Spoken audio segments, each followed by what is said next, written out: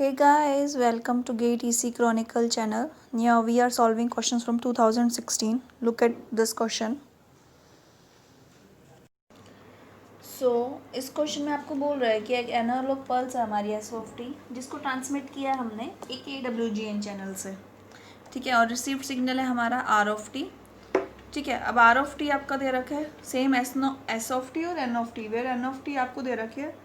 ये जो AWGN हमारी गॉसियन नॉइज से ऐड करता है तो this is an of T, और इसकी स्पेक्ट्रल डेंसिटी दे रखी है आपको N0/2, राइट। और अभी बोल रहा है कि इस आर ऑफ टी को हमने पास किया इम्पल्स रिस्पॉन्स फिल्टर से, जिसका रिस्पॉन्स है आपका एच ऑफ टी, राइट। और आपको इसकी एनर्जी दे रखी है ई ऑफ एच, राइट। और इस एस ऑफ टी की एनर्जी दे रखी है आपको ई ऑफ एस। आपसे पूछा है ई एस और ई एच का रिलेशन। और अगर इस इम्पल्स के आउटपुट पे हम देखें, सिग्नल टू नॉइस रेशियो में क्या करना है, मैक्सिमाइज़ करना है। अगर हम SNR मैक्सिमम देखें तो इसमें से कौन सी एक आपको रिलेशन दे रखे हैं EB और N0 के, उसमें से SNR मैक्सिमम का आपसे रिलेशन पूछा है कि क्या होता है। EB/N0 के टर्म्स में आपसे बेसिकली पूछा है, राइट। अभी आप देखो, अभी एस ऑफ टी गया AWGN चैनल से, एस ऑफ टी की एनर्जी ई ऑफ एस थी। अब आर ऑफ टी की एनर्जी आपकी two energy of S of T होगी। एन ऑफ टी की एनर्जी तो आपकी बहुत कम होती है, बेसिकली एन ऑफ टी का आपको दे रखा है N0/2। स्पेक्ट्रल डेंसिटी नॉइस की N0/2 होती है। अगर आप देखो तो ये कुछ 10⁻⁻12 और -14 की टर्म्स में होती है, तो नेग्लिजिबल होती है। सो आपकी energy of R equals to energy of S हो गया, ठीक है। और अभी ये आर सिग्नल आपका इम्पल्स में से पास कर रहा है। इम्पल्स तो आपको कुछ इफेक्ट करता ही नहीं है, इम्पल्स का कुछ नहीं करता, एनर्जी कुछ ऐड ना सब्ट्रैक्ट करता, सेम एनर्जी रहती है। So your E S comes out to be E H. यही एक दो पॉइंट आपको याद रखने दें कि इम्पल्स भी हमारा कुछ इफेक्ट नहीं करता और नॉइज़ की एनर्जी भी हमें नेगलेक्ट करके चलनी है। So E S is equals to E H. और आपसे पूछा इसने SNR मैक्सिमम क्या होगा आउटपुट पे, राइट। अभी आउटपुट पे इम्पल्स है तो हमारा क्या होगा, कुछ शिफ्टिंग ही हो जाएगा हद से हद। मैंने आर ऑफ टी को एस ऑफ टी मान लिया, तो अगर इम्पल्स है तो आपका ओवरऑल क्या आएगा, ये S of T minus T. इसको मैं मैच फिल्टर के कंपैरेटिव भी लिख सकती हूँ, राइट। सो अब ये शिफ्टिंग हो रही है, इससे एनर्जी पे तो कुछ इफेक्ट आएगा ही नहीं आएगा। सो मेरी जो सिग्नल एस की एनर्जी है, SNR का मेरा रेशियो क्या होता है, my SNR of output is equals to energy at output divided by उसकी नॉइज स्पेक्ट्रल डेंसिटी, राइट। अभी आउटपुट पे कितनी एनर्जी आ रही है, आउटपुट पे ई ऑफ एस सी आ रही है आपकी, राइट। और आपको नॉइज स्पेक्ट्रल डेंसिटी कितनी दे रखी है, N0/2। So this comes out to be 2S/N0। This is your SNR maximum. इस रिलेशन को डिफाइन करेगा, कुछ नहीं है। 2016 का क्वेश्चन था। क्वेश्चन की स्टेटमेंट बहुत बड़ी दे रखी है आपको कंफ्यूज करने के लिए, बट आप जब एक बार क्वेश्चन समझ लो ना आराम से पढ़ के, तो आपको लगेगा इतना इजी क्वेश्चन पूछा हुआ है 2 मार्क्स में। जनरल कैलकुलेशंस, कुछ कैलकुलेशन नहीं है, कुछ नहीं है, सीधा हमारा डायरेक्ट फॉर्मूला है। और आपको ये पता होना चाहिए कि हमारा मैच फिल्टर ही होता है इम्पल्स वाला। सो हमें ये भी टू EB/N0 ही होती है उसकी एनर्जी, ये भी हमें याद होनी चाहिए। SNR आउटपुट हमारा 2 EB/N0 ही होता है मैच फिल्टर के लिए, डायरेक्ट भी आप कर सकते थे इसको, right. So this was question number 100. Now if you see, this is question 101. Carefully see the question. इस क्वेश्चन में बोला है आपको कि आइडियल बैंड पास चैनल है 500 to 2000 हर्ट्स का। दैट मीन्स अगर मैं कुछ भी एग्जांपल ले लूँ, so this is 500, this is 2000, right. इसको डिप्लॉय किया है कम्युनिकेशन के लिए, और मॉडम जो डिज़ाइन किया है वो आपका डाटा ट्रांसमिट कर रहा है 4800 बिट्स पर सेकेंड पे यूजिंग 16 QAM यूज़ कर रहे हैं हम लोग, राइट। और आपका रोल ऑफ फैक्टर पूछा है अगर हम रेस्ट कोसाइन पर्ल से यूटिलाइज़ कर रहे हैं। अगर हम इसको ट्रांसमिट करने के लिए रेस्ट कोसाइन पर्ल्स यूज़ कर रहे हैं तो इसका अल्फ़ा बताओ, ठीक है। आपको बैंडविड्थ आप निकाल सकते हो इसकी, FH माइनस FL हो गई, आपकी बैंडविड्थ कितनी हो गई 1500। बैंडविड्थ हमें पता है रेस्ट कोसाइन के लिए कितना होता है, RB/log 2m इंटू में 1 + अल्फ़ा, राइट। तो दिस इज़ 1500, इसको मैं 1.5 ही लेती हूँ। 1.5 equals to 4.8 log 2m, log 2 16 आपका क्या होता है 4 इंटू में 1 plus alpha. If you solve this is 1.2,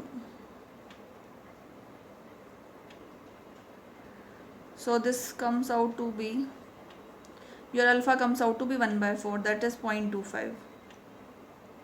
ये आपको क्वेश्चन भी 2 मार्क्स के लिए आया हुआ था। मतलब जनरल आपको ये फॉर्मूला याद ही होता है। रेश कोसाइन पल्स के लिए हमारी बैंडविड्थ का फॉर्मूला क्या होता है। सो वही हमने बैंडविड्थ और डाटा रेट का रिलेशन यूज़ करके हमने अल्फ़ा की वैल्यू निकाल ली हमारी यहाँ पे। Now moving on to next question 102। एक स्पीच सिग्नल है, उसको हमने सैम्पल किया 8K से। मतलब उस स्पीच सिग्नल की फ्रिक्वेंसी अगर मैं FM मान लूँ तो वो कितनी होगी 4K। नेक्विस्ट से अगर सैम्पल किया होगा, राइट। सो और उसको एनकोड किया PCM से, जिसका N लिया उन्होंने, 8 बिट्स पर सैम्पल के अकॉर्डिंग उन्होंने सैम्पल किया है। अब इसी PCM डाटा को हम ट्रांसमिट कर रहे हैं एक बेसबैंड चैनल से via 4 लेवल PM, ठीक है। और अब इससे पूछा कि मिनिमम बैंडविड्थ रिक्वायरमेंट कितनी होगी सिग्नल की, जो हमारा ईजिली पास ऑन हो जाए, ट्रांसमिशन ईजिली हो जाए। तो अब देखो मेरे को क्या चाहिए, ये बोल रहा है स्लॉट में मेरे 8 सैम्पल्स भेज रही हूँ मैं। तो इस स्लॉट में मेरे कितने 4 लेवल हैं, मतलब N कितना जा रहा है आपका 2, N2 है, इसकी फ्रिक्वेंसी 4 है। तो इसकी फ्रिक्वेंसी क्या होनी चाहिए कि एज इट इज़ यही चला जाए। हमें पता है हमारा NFS कांस्टेंट रहता है, डाटा रेट क्या रहता है R भी रहता है। अभी हमें डाटा रेट तो सेम ही रखना है ना दोनों का, कि NFS और NFS हो। सो अगर मैं इसमें पुट करूँ, so this comes out to be, FM से ही कर रही हूँ मैं, 4 इंटू 8 इक्वल्स टू 2 इंटू जो उसने उसकी बैंडविड्थ पूछी है। This FM is your bandwidth only. So your bandwidth comes out to be 16 kHz। अब FS से भी करते थे, 2 से 2 कैंसिल हो जाएगा उसमें आपका। डाटा रेट सेम हो जाए तो हमने R भी सेम रखते हुए हमने NFS पुट किया, हमारी बैंडविड्थ हमने 16 निकाल लिया। So this was question number 102। Now this is question number 100। This is a good question of match filter. C 3, इसमें आपको दिया एक binary baseband digital communication system दिया है। उसका आपको सिग्नल की वैल्यू दे रखी है P(t), जो है 1/√TS 0 to TS के लिए। अब मैंने मान लिया 0 to TS है और इसका एम्पलीट्यूड है आपका 1/√TS और 0 है अदरवाइज। अब इस P(t) को सिग्नल को हम ट्रांसमिट कर रहे हैं एक मैच फिल्टर से, राइट। और मैच फिल्टर की आउटपुट है YT, और YT की आपकी वैल्यू पूछी हुई है। अब आपको पता है मैच फिल्टर क्या होता है। मैच फिल्टर का मैंने मान लिया HT, वो क्या होगा P(t minus t)।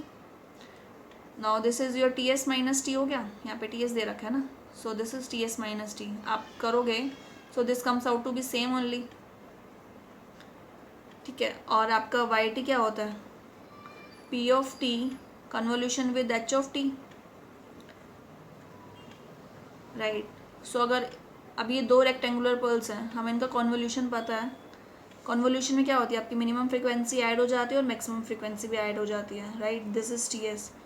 और 2 रेक्टेंगुलर पल्स हैं सेम ड्यूरेशन की, वो आपकी रेक्टेंगुलर पल्स बन जाती हैं और उनका रेक्टेंगुलर का स्लोप अप और डाउन होता है आपका TS पे, right. So this is your TS, इस पे इसका स्लोप अप और डाउन होगा। और उस स्लोप की वैल्यू क्या होगी, उस स्लोप की वैल्यू होती है इन दोनों का मैग्नीट्यूड मल्टीप्लाई में। सो दिस इज 1/√TS इंटू में 1/TS। So this comes out to be 1/TS, right. तो इसका स्लोप क्या हो गया आपका 1/TS। सो आपका y, यहाँ पे अगर मैं निकालूँ इस y की मैग्नीट्यूड की वैल्यू, सो आपका y क्या होता है mx होता है। सो m की वैल्यू क्या होगी 1/TS dot x TS। This comes out to be 1, right. So आपका ये जनरली ट्रायंगुलर वेव आएगी जो 0 to 2 TS जा रही है, जिसका स्लोप है 1/TS और मैग्नीट्यूड है maximum 1। This was your option number C, right. अब देखो 4 में से 3 क्वेश्चन हमने फॉर्मूला बेस किए हैं और नॉर्मली हमें कॉन्वोल्यूशन तो आना ही चाहिए 2 रेक्टेंगुलर पल्सेस का। अगर वो दोनों इक्वल विड्थ की हैं तो हमारी ट्रायंगुलर पल्स बनती है। अगर वो दोनों इक्वल विड्थ की नहीं है हमारी, तो हमारा ट्राइपोजोइडल बनता है। आगे आता तो आई विल सॉल्व दैट।